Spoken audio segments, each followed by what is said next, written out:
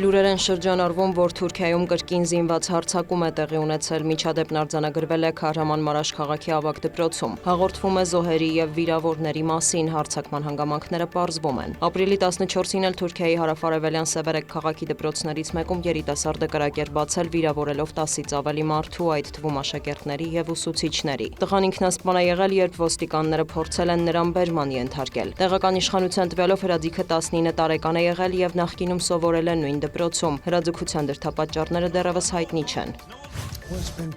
Դոնալդ Թրամփը կրկին հայտարարել է, որ Իրանի հետ գործարք չի կնքվի, եթե Թեհրանը չհրաժարվի միջուկային զենք ունենալու մտադրությունից, թեև իրանական կողմը շարունակում է պնդել, որ նման ցանկություն երբևէ չի ունեցել։ Մենք կարող ենք մեկ ժամում քանդել նրանց բոլոր կամուրջները, էլեկտրականները, չգիտեմ որքան դեռ կկարողանան գոյատևել, հավելել է Դոնալդ Թրամփը։ Նրա խոսքով ամերիկյան կողմը շուտով կարող է հասնել այս պատերազմում իր նպատակներին։ Կարծում եմ ամեն ինչ շատ լավ է ընթանում, սակայն կարևորն արդյունքն է, ընդգծել է Սպիտակ տան ղեկավարը։ Ավելի վաղ Թրամփը հայտարարել էր, որ Թեհրանի հետ բանակցությունների երկրորդ փուլը կարող է տեղի ունենալ առաջիկա օրերին, հնարավոր է կրկին Իսլամաբադում։ Սպիտակ տան ղեկավարի խոսքով հակված են երկխոսելու։ Փոխնախագահ Ջեյդի Վենսն էլ լավատեսորեն է տրամադրված եւ մտադիր է շարունակել Իսլամական Հանրապետության հետ բանակցությունները։ Նրա խոսքով ցանկանում են լուրջ գործարք կնքել, որը կենթադրի նաեւ տնտեսական հարաբերությունների կարգավորում։ Իրանի նախագահը եւս հայտարարել է, որ հանդես են գալիս երկխոսության եւ կառուցողական հարաբերությունների օգտին, սակայն չեն հանդուրժի վերջնագրերի եւ Թեհրանի վրա ճնշում գործադրելու քաղաքականությունը։ Իրանը չի ձգտում պատերազմի կամ անկայունության, սակայն իրանցիները երբեք չեն ընդունի մեծ կապիտուլյացիայի մղելու փորձերը, ասել է Մասուդ Փեզեշքյանը։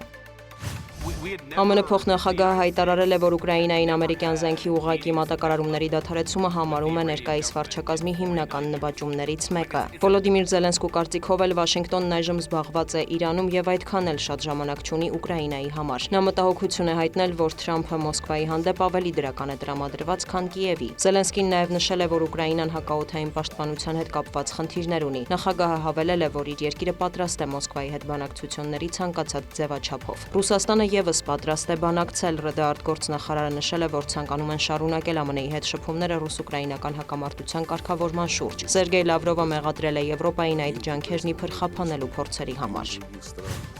Օսլոյում ստորագրվել է պաշտպանության եւ անվտանգության ոլորտում Ուկրաինայի եւ Նորվեգիայի միջև գործակցության ամրապնդման մասին հռչակագիրը։ Նախագահ Վոլոդիմիր Զելենսկին եւ վարչապետ Յոնաս Գահրստիորեն պայմանավորվել են միջոցներ ձեռնարկել խթանելու երկրների պաշտպանական արդյունաբերությունը եւ մշակելու նոր տեխնոլոգիաներ։ Բացի այդ, Նորվեգիայում ուկրաինական անօդաչու թռչող սարքերի արտադրություն կսկսվի։ Օսլոն աջակցում է ազատության համար մղվող Ուկրաինայի պայքարին, միևնույն ժամանակ օգտագործում ենք ուկրաինական փորձը մեր սեփական պաշտպանությունը զարգացնելու համար, նշել Ստիորեն։ Նորվեգիայից առաջ Զելենսկին մեկնել էր Բերլին, որտեղ Ուկրաինան եւ Գերմանիան եւս պաշտպանական գործակցության համաձայնագիր են ստորագրել։ Զելենսկին հայտնել է, որ փաստաթուղթը ենթադրում է հակահրթիռային համակարգերի համատեղ արտադրություն։ Կիևը Բերլինին առաջարկել է գործակցել տարբեր տեսակի անօդաչու թռչող սարքերի, հրթիռների արտադրության եւ ծրագրային ապահովման ոլորտում։ Գերմանիան Ուկրաինային նաեւ ռազմական օգնության խոշոր նոր փաթեթներ է հատկացնելու։ Դիանա Գասպարյան, լուրեր։